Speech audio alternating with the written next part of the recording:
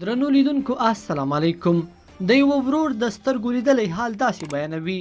وروره په خوست ولایت کې د غلام خان بندر کې طالبانو پر رڼا ورځ د افغانستان نه د ملي اردو ټانګونه د پاکستان پوځ ته سره د مهماتو سپارل کیږي. نن یو ډریور قسم راته وخوړلو، ویلي چې د ملي امنیت په یونیفورم کې طالبانو د کسانو 3 امبیان موټر راغلل، د پاکستان پوځ ورته ولاړ و، کنجي یې ورکړي، دوی واپس ورنه بیرته راغلل.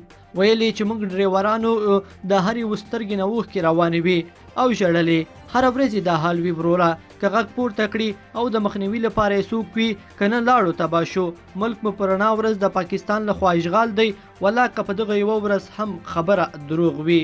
بلخوا کابل کې د چین لوی سفیر د افغانستان اسلامي امارت د بهرنیو چارو له سرپرست وزیر امیر خان متقي سره کتلي دي. په دغه لیدنه کې لوی سفیر د نوي حکومت جوړېدو مبارکي ویلې ده او د چین له لوري د افغانستان سره د بیلابیلو برخو کې د مرستو ډاډ ورکړی دی. بلخوا قزاقستان هیواد وایي افغانستان ته د بشري مرستو رسونو کې هر اړخیزه همکاري کوو. قزاقستان وایي تیار دی چې افغانستان ته د بشري مرستو رسونو کې همکاري وکړي. قزاقستاني چارواکو ویلي چې افغانستان له بشري ناورین سره مخ دی او ملګرو ملتونه غواړي زرګونه ټنه بشري مرستې افغانستان ته ورسوي، نو دوی ورسره د لیږد او ترانزیت په برخه کې هر ډول همکاري ته چمتو دي. لیدونکو په دې هیله چې دا ویډیو به مو تر پایه لیدلی وي. که مو دا ویډیو خوښ شوی ویډیو لایک کړئ او چینل سبسکرایب کړئ. تر بیا ښه وخت.